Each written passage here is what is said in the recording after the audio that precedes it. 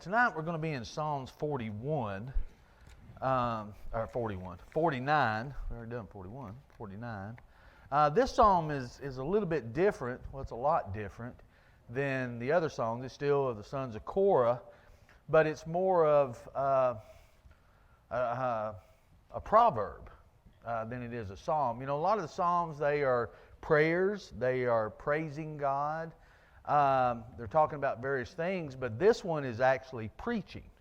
They gather them together and give some words of wisdom, some pretty harsh words of wisdom, and it reads a lot like a proverb. So we'll talk about a few things and discuss it as we go. We'll look at verses 1 through 4 to start with. It says, "Hear this, all peoples.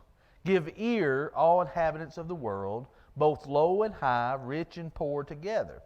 My mouth shall speak wisdom, and the meditation of my heart shall give understanding. I will incline my ear to a proverb. I will disclose my dark saying on a harp."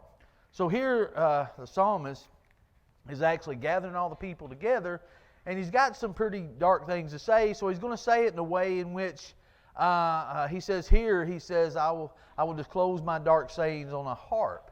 In other words, he said, I'm going to do this in a way in which they can incline, they can hear this. They can hopefully understand it, or they can absorb what he's going to say, because he's going to say some pretty harsh things.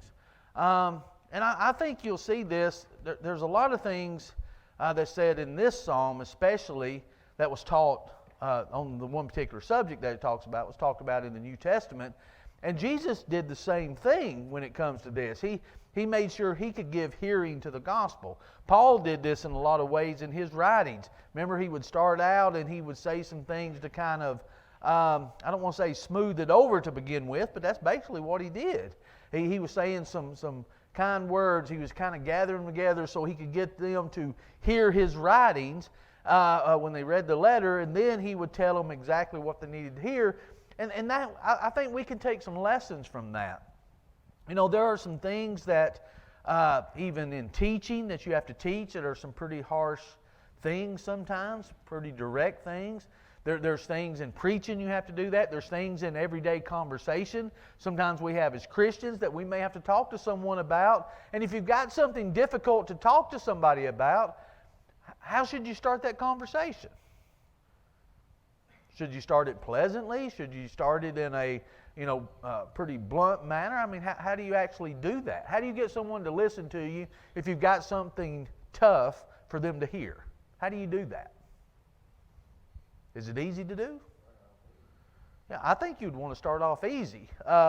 You'd want to start off in a way that would cause this person, even if they don't feel at ease, because they may understand that there's a situation that has to be dealt with, but you want to start off in a way that shows them, one, it is an important subject, but two, that you care. You know, you want it in a way in which you can present it, because you don't want to close their ears. You know, as Jesus said, if you have ears to hear, let them hear. Because what he was saying was, there's going to be things that he says, some people don't want to hear it. They'll stop up their ears. They don't want to hear what he has to say. So here I think the psalmist has something that he's got to say, and he said, I'm going to present it. He said, I will disclose my dark saying on the harp. In other words, whether he's singing this with the harp, whether he's playing, whatever he does to kind of set the stage to draw these individuals together, that's what he's going to do. Now he says here, hear all peoples, give ear, all inhabitants of the world, both low and high, rich and poor together. So he's saying here, all classes of people need to hear this.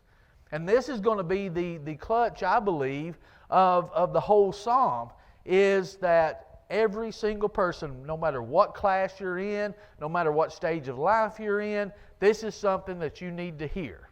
This is something that's going to fit you. It can't be one of those where you just sit in the pews while you listen to it and say, boy, they're letting them have it. Boy, they're just, you pour it to them. You know, I've had individuals before come out, shake my hand, boy, you poured it on them today. Poured it on who? One. And two, that didn't affect you whatsoever.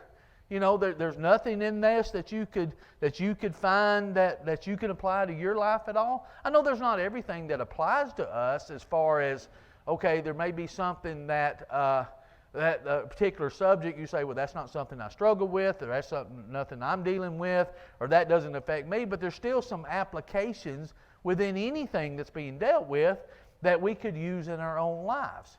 You know, I can remember one gentleman told me one time, he come out, you know, as I probably told you before, he said, I disagree with every single word you said tonight.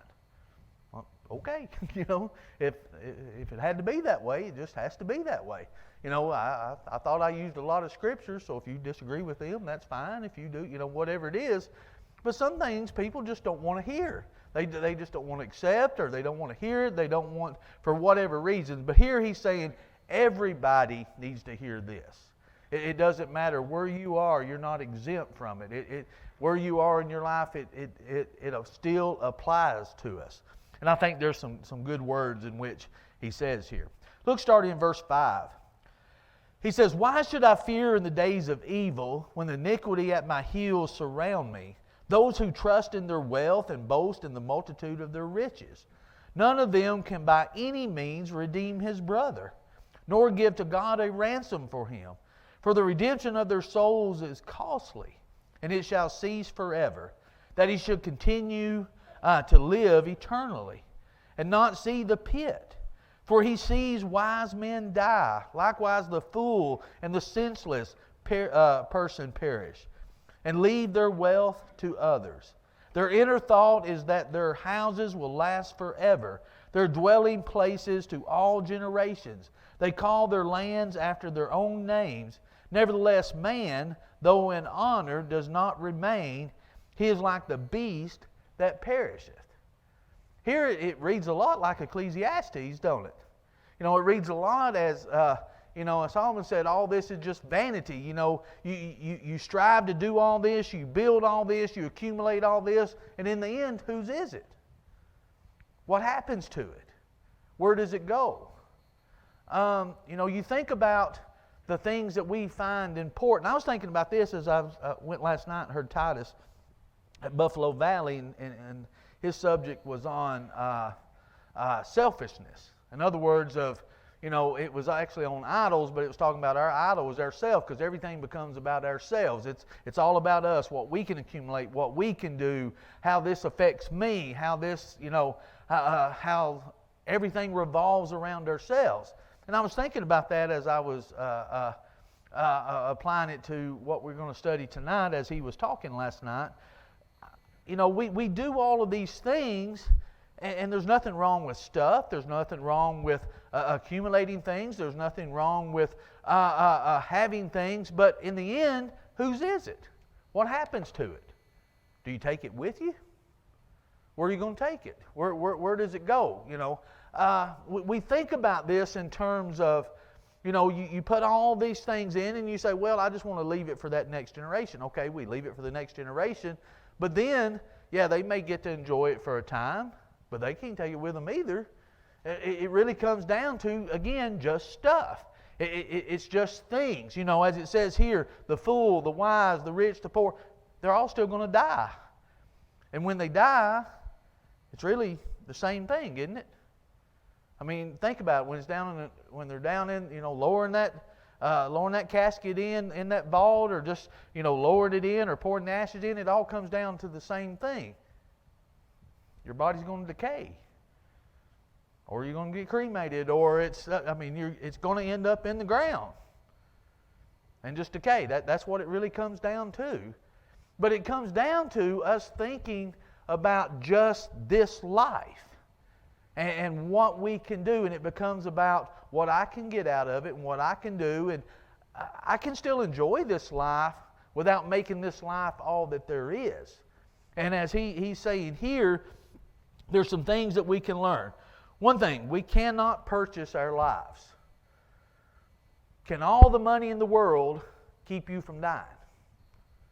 Can all the money in the world save your soul? Can all the money in the world even help you if some illness comes upon you? You say, well, it might buy good health insurance or a better doctor.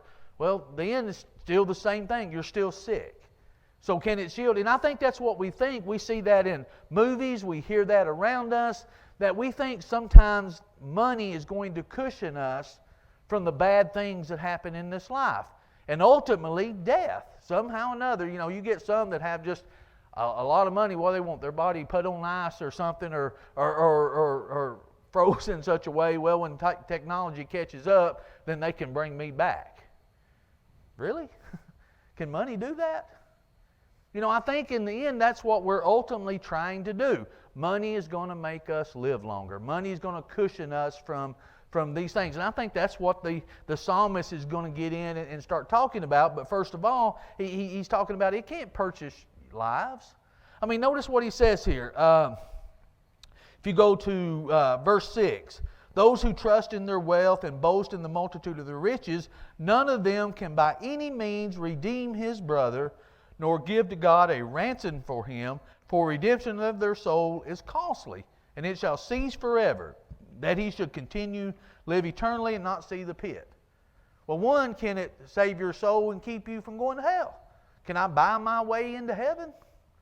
Can I buy my way to stay on this earth? That's what it's really saying. And I don't know that anybody says that out loud, but sometimes I think individuals, when it's all about how much I can accumulate, and that's all that person thinks about, there's a reason for that. Is it because they want the most power? Is it because they want the most prestige? Is it because they want to be the richest person in the county or in the world or whatever it is?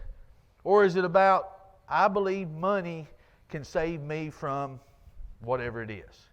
I think it can cushion me from this.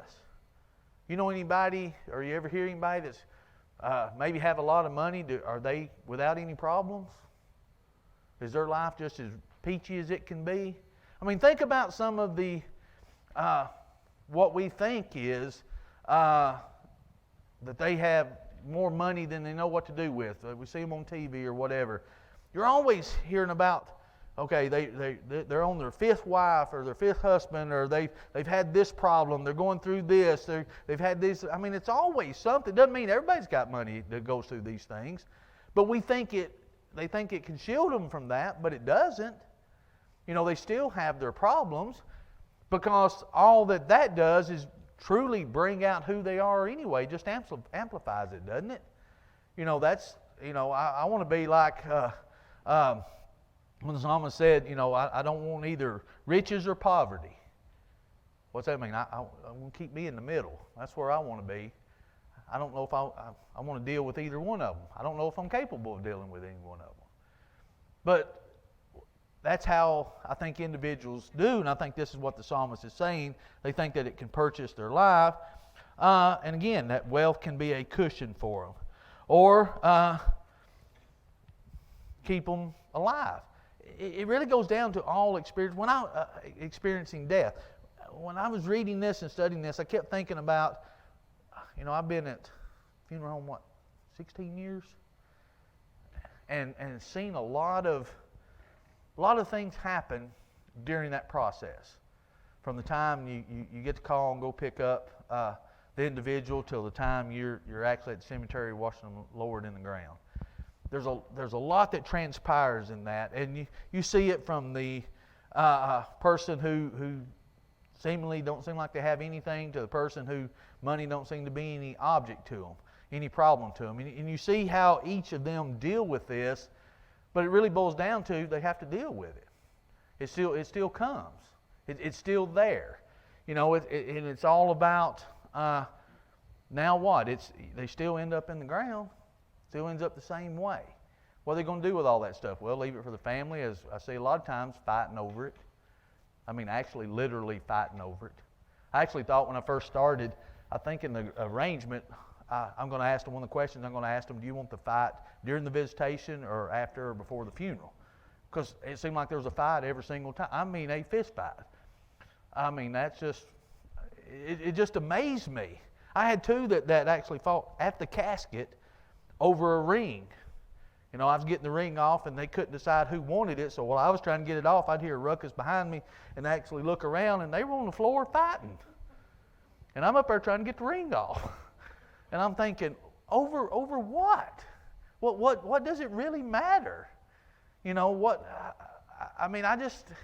it just amazes me how people think. But we think sometimes that, you know, when it comes to that, it just, who we're going to leave our stuff to and what's it going to be. It really comes down to just stuff. Or we think, okay, this isn't going to happen to me for a long time. It could happen. Death comes to the young, it comes to the old. There's a fellow came in, it's been probably about 4 months ago now, came into the funeral home, and he was wanting to work out some things for his dad on a good funeral, and we were working out some things, and he was wanting to pay for something he thought somebody else should have paid for years ago, but they didn't. So we're working this out, and he come in 3 or 4 days, and then on one Friday morning to get a call, go pick somebody up, went over to the hospital, it was him. That's who I was picking up, the fellow I was working with. You know, and he was planning all of this, never had any indication that something was going to happen to him. He was going to get all this done for his dad. Then he was the one we were picking up for his dad, before we did his dad. So, you know, you think about this, you don't think that, we just think that we're immune to some things. We think, well, that's going to happen in the future, or that's going to happen to later on, or this will keep me from this, or I mean, we do this with a lot of things when it comes to wealth. People view wealth in a lot of different ways. And when we say rich, how do you know? How do you know if someone's rich or not? What is rich anyway? You know, how much is rich? Now, there's a lot of ways I can be rich. I can be rich in stuff. I can be rich in what I do. I can be rich in the things that I involve myself in. I can be rich in my character. That these aren't the things I don't believe the psalmist is talking about here. I think he's talking about rich in the things you think you have, and what the things you have, what we think that can do for us. You know, it's amazing to me, just listening to people through that process. You know, you start realizing what was important maybe to that individual is just stuff to the ones they're leaving it to. What am I going to do with this? This meant a lot to them, but don't mean anything to me, other than it meant something to them.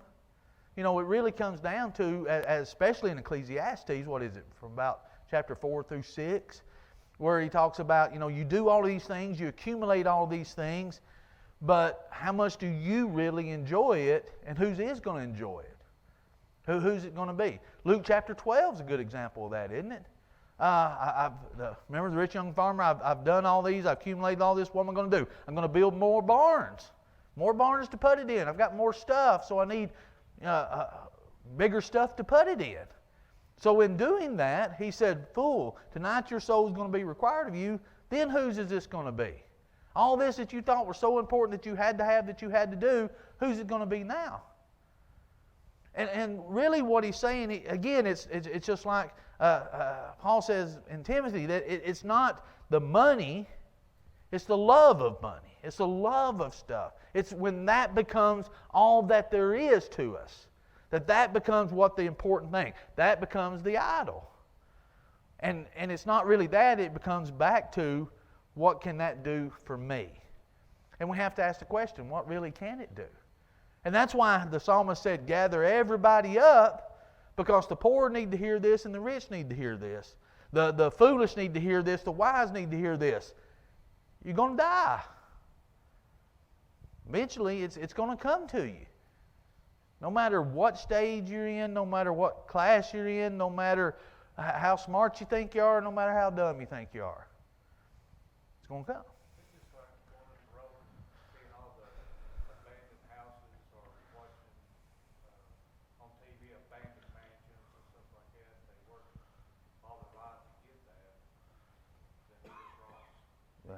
Oh, yeah.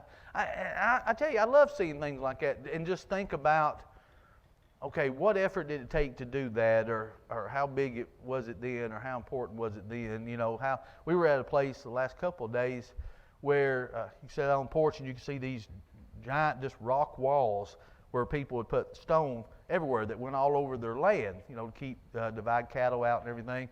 And you think about what it took to do that, and who did that. probably slaves during that time, I would say.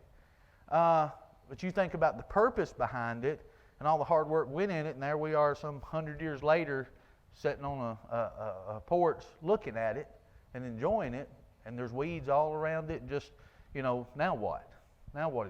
I mean, even think of Gainesboro. I can remember when I was a kid how happening Gainesboro was, and then you start thinking about even farther back how much actually went on with car dealerships and all that here. I mean, I can remember it was bumper to bumper, We all went around one way, but it was still bumper to bumper, people everywhere. Now you drive through there, and I think they're trying to revitalize it, but it's nothing what it used to look like to me. But as it keeps going by, you look at, like Jimmy said, you look at some of these abandoned houses, you look at abandoned buildings, and you think, I can remember when this was in here, or that took place there, and how great that was. Well, what's it become now? You think about this, and what's really interesting is life just moves on, doesn't it? It doesn't stop because I did. It doesn't stop because my body's decaying in the ground.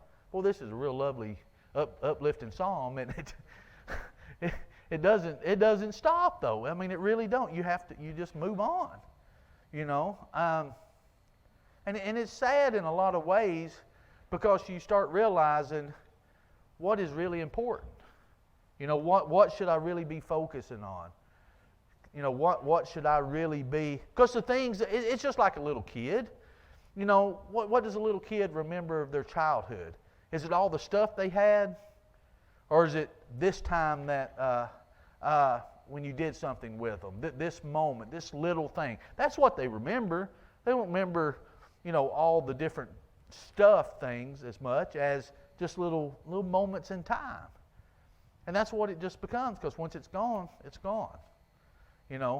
That's what really worries me and that irritates me, and I'm just as bad as anybody else with cell phones and everything. Everybody's looking down at their phones, and look how much we're missing.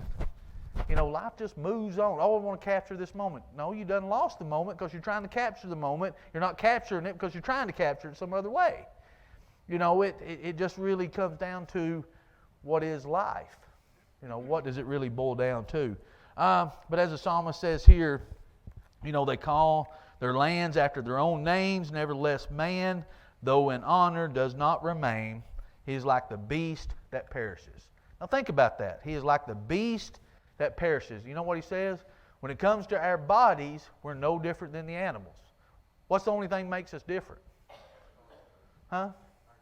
Our soul. That's what makes it, God created us in His image. You say, well, we don't look like animals, but we die the same way, don't we? The only difference is that's our bodies that die. Our souls don't, but everything else is going to be like Rover dead all over. Going to be no difference in it. But that's how we think it's something just greater, I guess. And I think that's what we kind of do. But again, our wealth is left to others. And what are we leaving? What kind of wealth are we leaving them? Are we leaving them stuff? Are we leaving them memories? Are we leaving them the instructions, the things that are as important? Remember what Solomon said? The conclusion of the whole matter was what? Fear God and keep His commandments. He said, there's nothing that I didn't allow myself. I didn't hold anything back. If I wanted it, I got it. If I needed it, I took it. I bought it. I created it. Whatever it was, he said, I tried it all. And the conclusion of the matter is, does fear God keep His commandments? Because that's all it boils down to in the end. Think about it. It comes down to us saying, you think about the 10 Commandments. And what is that? Worship no other image. Except if God created us in His own image, right? So do we worship the creation, which is us, or the Creator, which is Him? Which do we worship? And I think sometimes it's us, because it's the stuff, it's the things that we want to accumulate, the things that we want to accomplish that makes us, who dies with the most stuff wins, I guess. But then again, what are you really having? That's what it comes down to. The grave becomes our home when it comes to our bodies. despite riches, we still perish. Now let's look, start in verse 13. Let's see if he gets upbeat at all. It says, this is the way of those who are foolish, and of their posterity who approve their sayings. Selah. Like sheep they are laid in the grave. Death shall feed on them. The upright shall have dominion over them in the morning, and their beauty shall be consumed in the grave, far from their dwelling. But God will redeem my soul from the power of the grave, for he shall receive me. Selah. Do not be afraid when one becomes rich, when the glory of his house is increased, for when he dies he shall carry nothing away. His glory shall not descend after him, though while he lives he blesses himself. For men will praise you when you do well for yourself. He shall go to the generations of his fathers. They shall never see light. A man who is in honor yet does not understand is like the beast that perishes. Didn't get much brighter, did it? You know, there he says again, he just goes back to this. He says, this is the way of those who are foolish. And how is the way of the foolish? He says they're going to be like sheep that's laid in the grave, and death shall feed on them. It's no different. He said when you are nothing about, when you're just about the physical things, you're just about this life, then that's all it's going to be. As your money can't save you from the pit then. Your money can't redeem you because this is what you're thinking of, then that's how you're going to be. Your body's just going to be there. You know, and it doesn't matter who preaches your funeral. It doesn't matter what kind of vault you have. Doesn't matter what kind of casket you have. And believe me, I've heard individuals who actually think that makes a difference. That makes a difference what that preacher says. That preacher's got to say this. Or if we put them in this, then, what does it matter? When it's covered over, can you go to the cemetery and tell what kind of vault somebody's in? Tell what kind of casket they're in? Tell how rich they are? Oh yeah, they got a big stone. Well, I know a lot of people that's got a big stone. Well, I wouldn't say a lot of people. I've met some individuals that got a big stone that are still paying for it because they couldn't afford it, but they wanted people to see a nice stone as they drove by. I guess that was important. And it may be to some people. That it may be. Nothing wrong with that. Nothing wrong necessarily with stuff unless we think that's going to make a difference in our eternity. The Bible was full of faithful biblical characters who had a lot of wealth. It's not the wealth that caused them to do good or bad. It was their attitude about it. And that's what it really boils down to. God is actually the one that blessed a lot of the individuals in that way because of who they were, what their character was, so they can do the most good. I mean, you can do a lot of good with wealth, or you can do a lot of evil with it. But I think what the psalmist is really saying here, it's how these evil people use these things and do these things that think that's going to make a difference, one, when it comes to eternity, and two, that it really made a difference in their life. Did it really make a difference? I mean, when it was all said and done, what kind of mark do you leave? I mean, have you ever really thought about that? What kind of mark, what kind of legacy, what do you want said? I think that's a question we ought to ask ourselves sometime. What do I want said or remembered about me? I don't know. I'm sure a lot of people can stand up and say a lot of things. Hey, this is what I remember about Ronald. Probably wouldn't be real good. That's why I decided I'm going to just go ahead and do a video of mine, preach my own. And I'll just put it back in the box somewhere and just have me a list who invite. It'd be invitation only. And that way I can praise people I need to, and I can tell people I need to a thing or two. Don't be talking good about me. You never liked me. You know, don't come up and say, oh, Ronald was such good. You never was around me before. Don't come around me now. You know, and that way it should be. You know, you think about this, and I joke, but, you know, you think about what does life really mean? What does it come? And that's what the psalmist is saying here. And I think as Christians, it shouldn't be doom and gloom, but we should always live in the forefront of our minds that this world is not all that there is. what I do in this world matters if I do it the right way. And if I don't do it the right way, it still matters and still has an effect on somebody. What do I do with what God has created? God created me just like He created you in His image, right? From the very beginning and all the way down now, here we are. What kind of image are we showing? It makes a difference from the day you are born to the day you die, what's in between. That little dash, don't it? Yeah, it makes a big difference. You know, you start thinking about, here's another funeral home reference. This is a good one for a funeral home person, this song. But I tell you, and Mike can attest to this, Bill can, or anyone else, that during that process, probably one of the hardest things to do, and you know this if you've experienced this as a family member, is the obituary. How do you put a person's life in a section of paper? What do you say? What's the most important thing that you want to say about that person? What is it that you don't want to, you know? I mean, just think about that. How do you sum that up? It's not an easy thing to do. But when we realize that it's not about the things of this life, even that process becomes easier. Because the things that you say and the things that you want to say are the things that truly matter. You know, this is the legacy that person left behind. You think about the legacy that Jesus left. Think about Him discussing with His disciples about His death. He said, I've gone to prepare a place for you. Now you prepare yourself to come. I'm going to come receive you myself. Where I am, there you may be also. He's prepared them. That's what they remember. That's what they know. They know, okay, here's what He taught us. Here's the things that He did. Here's what He said that He's going to do. Now here's what we have to do. What more was it that He needed to say? What more was it that they need to think about? That proved truly who He was and what the purpose was. And He showed them in that little span that He was with them the things that truly mattered. The things that truly were important. Remember, they thought the temple was. They thought how glorious that was. And He said, it's all going to be tore down. This ain't nothing. You think everything's about just this? It's not about that at all.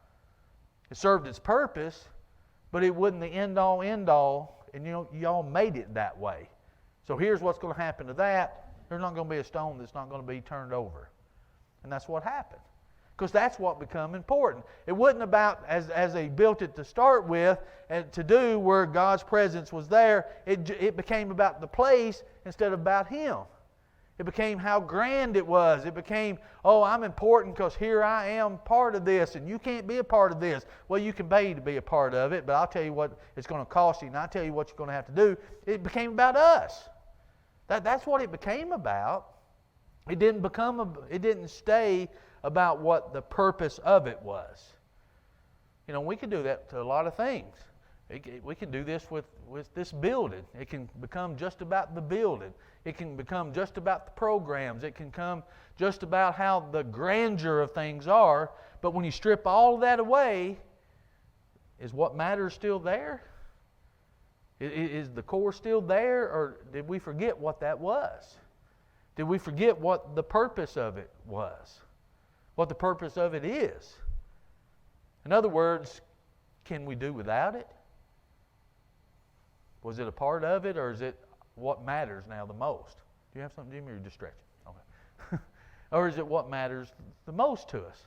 And sometimes, unfortunately, it may become what matters the most. I've had individuals, I can remember going and talking with individuals that were coming to visit the congregation that I was at. So I talked with them, got the address, and went over and visited with them. And they'd have some of them would have just a list of questions, which is good. But sometimes it did strike me as odd, some of the things that they felt like were important, or they couldn't worship there. And I was thinking, okay, yeah, we have that, but is that all that you're thinking about? Is that it? Does it have to be just this, and this, or you feel like you couldn't worship God here? And granted, you didn't have to go to that place to go to heaven. It doesn't have to be, there are some places that maybe you feel like you don't fit. That's all well and good, but what are we actually looking for? What is actually important to us in our everyday life, in our Christian life, which should be the same? What do we actually find the most important? That's what it should be. That would be the questions I would ask. Do you teach the truth there? Do you, is it this? Do you follow this? Do you, I can remember asking a congregation I was going to go preach at one time, and I preached there one Sunday. I don't know if you call it.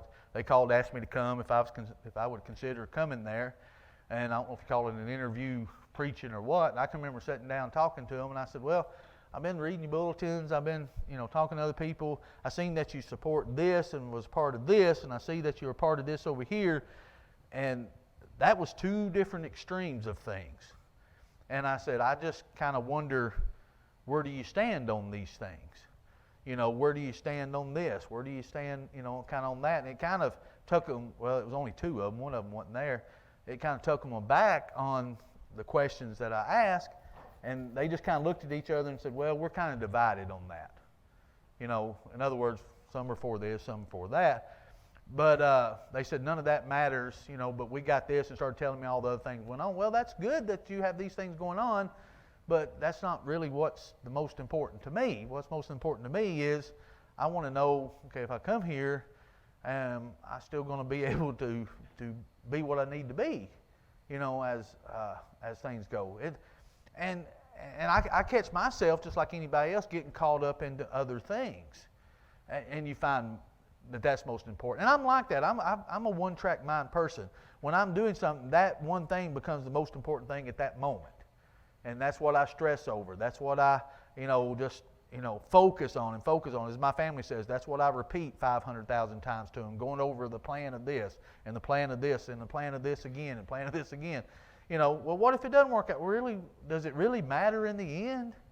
Does it really matter that it took 5 minutes longer to do it? Does it really matter that it didn't get done at all? Does it, when it's all said and done, does it really matter? I think we can find we waste a lot of our lives stressing and focusing on the wrong thing. When we just focus on the right thing, then we can have the abundant life that God says that we can have.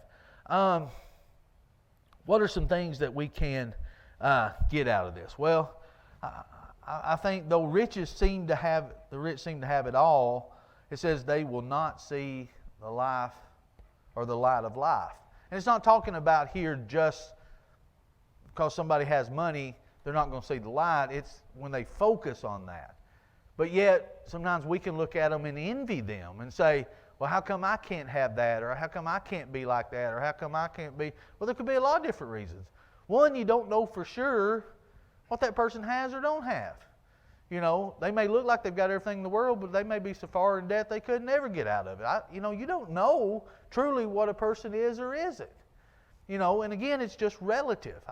There's a guy that I see sometimes comes in the funeral home pretty regular basis, and that seems to be all that he focuses on is, so-and-so over here, they got this, or so-and-so over here, they've got this much. And I asked him one day, I said, do they actually give you their bank book or something? Do you actually know per dollar what these people? Well, no, I don't have any idea. Well, hush then. It really doesn't matter. One, I don't know these people, and two, it really doesn't matter to me whatsoever anyway.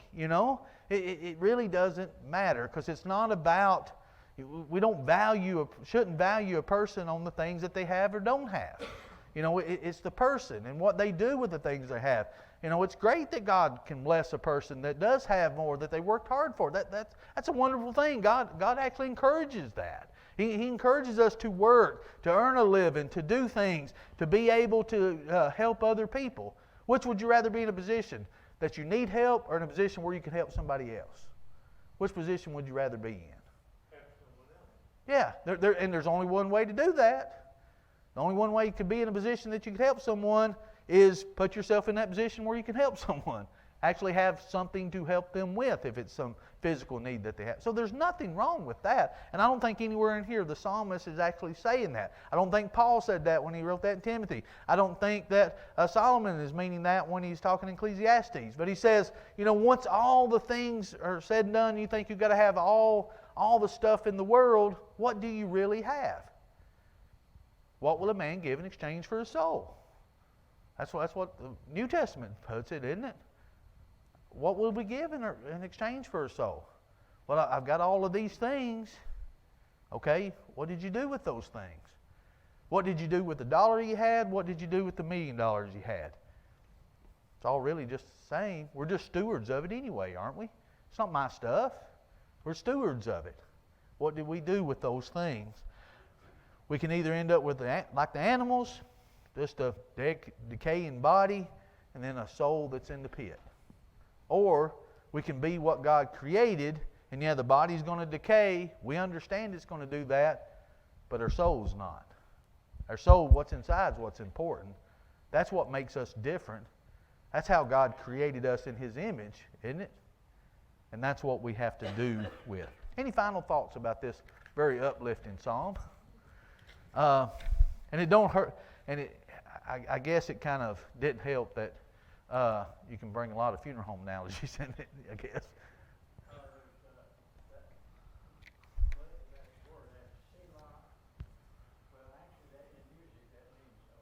A long pause.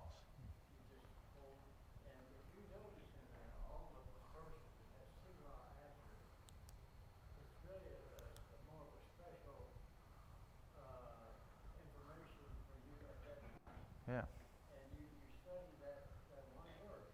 Mm-hmm. Get deep into it. That's what Selah means to do. Yeah. These things are important to stop a minute, meditate on this, study about this, and really get what. And I tell you, we just hit the tip of the garment with it when it comes to this psalm. There's a lot that you could go into that, I guess it gets into a deeper meaning of it. But it basically comes down to the two applications, and that's can't trust in your riches, and remember the end result. And I think if we keep that in the forefront, I think that would go a long way in using the talents that we have, not to bury them in the ground, but to use them the very best that we can.